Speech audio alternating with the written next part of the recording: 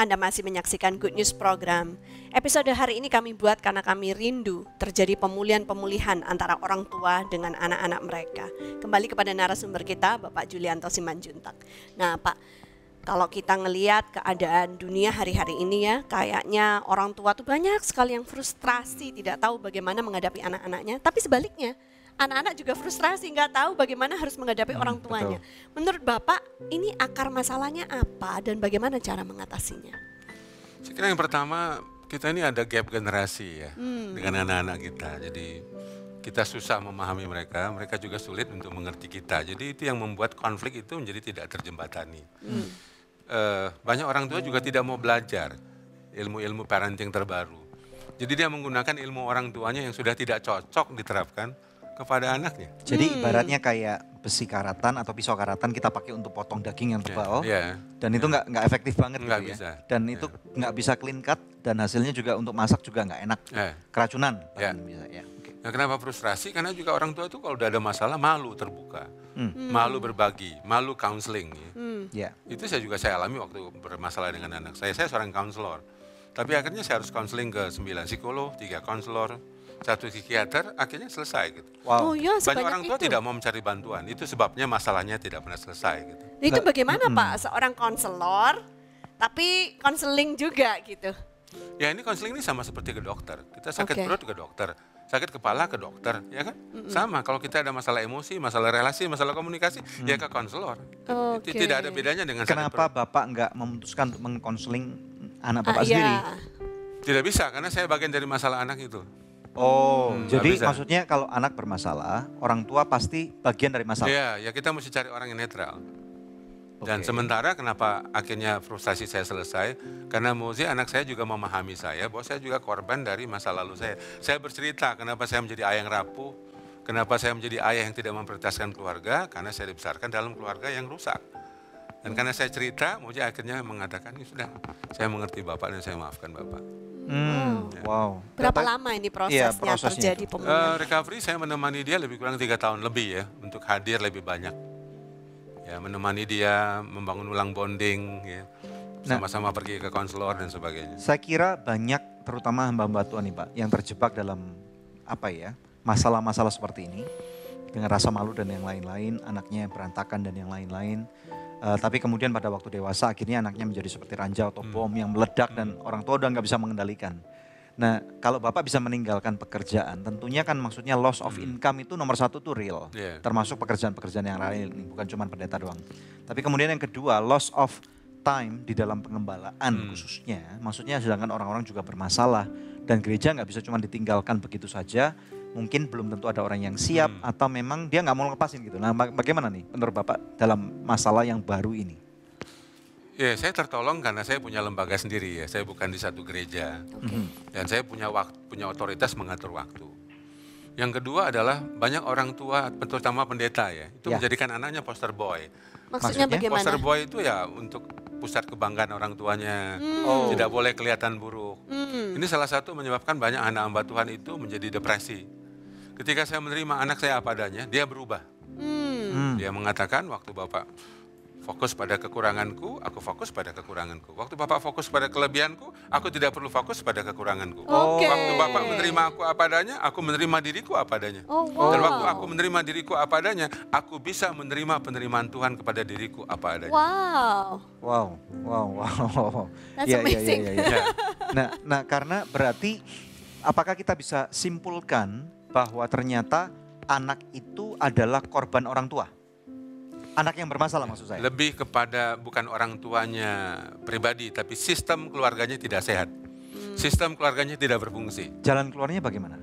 Memperbaiki sistem, mempersiap sistem. Ada caranya, saya pergi counseling, saya mau mencari bantuan dengan konselor, saya ikut sekolah counseling, saya membaca buku-buku tentang keluarga, dan memberikan wawasan baru tentang apa yang harus saya perbaiki. Saya tidak perlu menyalahkan istri saya tidak perlu menyalahkan saya, karena yang rusak adalah sistem.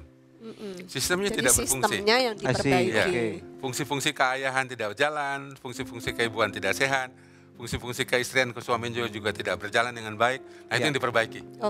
Nah waktu Bapak menemani Mose di Salatiga selama 3,5 tahun itu, kegiatan sehari-harinya seperti apa Pak? Praktisnya?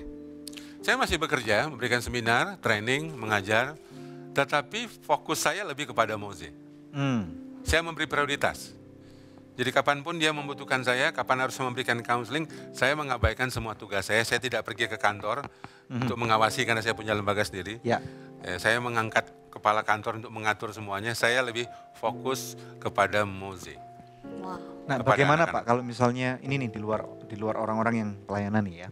Bagaimana apabila seseorang itu misalnya status mereka adalah profesional atau pegawai di sebuah perusahaan, kan tentunya nggak gampang nih ya. Apabila mereka bos mengatakan 1 minggu ini 5 hari atau 8 hari malahan kamu harus ada di luar kota, dan kemudian ini menjadi satu patron dalam 1 bulan bisa melakukan trip seperti 3-4 kali misalnya. Ini bagaimana Pak?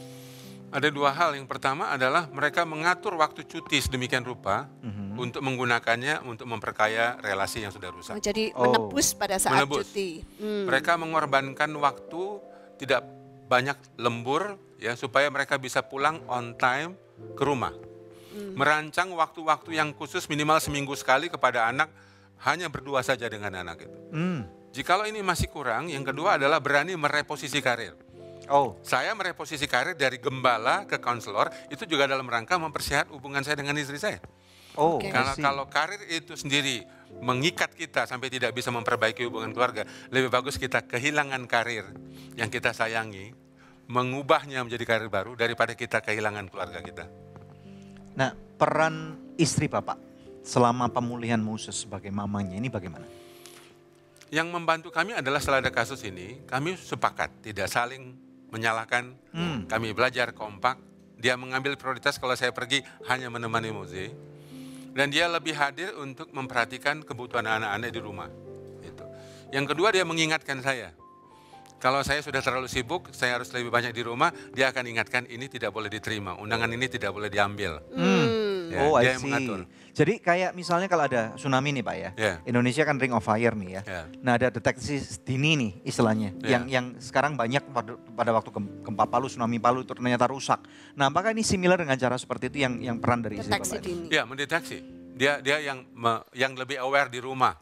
Kapan saya harus di rumah, kapan saya pulang cepat. Saya bisa pulang lebih cepat daripada jadwal. Karena kadang-kadang pendeta misalnya, Pak 1 hari lagi Pak, ini perlu ada orang yang dikonselingin. Terus kemudian Pak ini perlu makan malam nih, ada pengusaha yang undang Bapak nih. Apakah seperti itu juga harus, maksudnya kita berkata no is no gitu loh. Ada borderline yang kita nggak bisa lewati. Harus punya boundaries, berani berkata tidak.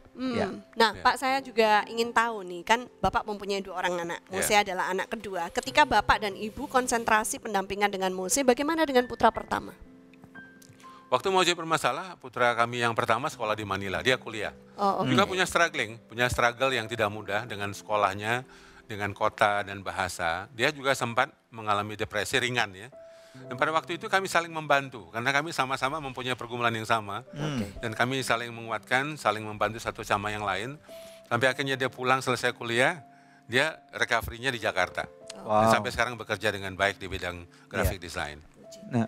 Nah, berarti pemirsa sekalian di sini kita dapat melihat nih bahwa ternyata orang hidup itu pasti punya masalah. Ini satu ya. Kemudian yang kedua, setiap kita ini rentan terhadap yang namanya depresi dan juga frustasi. Benar nggak Pak ya? Nah, oleh karena itu pemirsa sekalian kita akan take a break dulu. Nanti setelah break akan ada artis yang akan memberkati Anda. Namun demikian, ada nomor telepon ya. Anda dapat hubungi kami, Anda dapat WA ataupun email kami. Nanti kami juga akan kerjasama dengan Pak Julianto untuk dapat membantu untuk menyelesaikan masalah-masalah Anda. Anda bisa tinggalkan, apabila Anda menyaksikan melalui YouTube, tinggalkan komentar ya, tanya kepada kami, kita juga berdoa bersama-sama ya. Kita tahu bahwa doa orang benar nih ya, kita harus percaya dulu firman Tuhan berkata, ada tertulis, besar kuasanya. Oke, jangan kemana-mana, hanya di Good News program.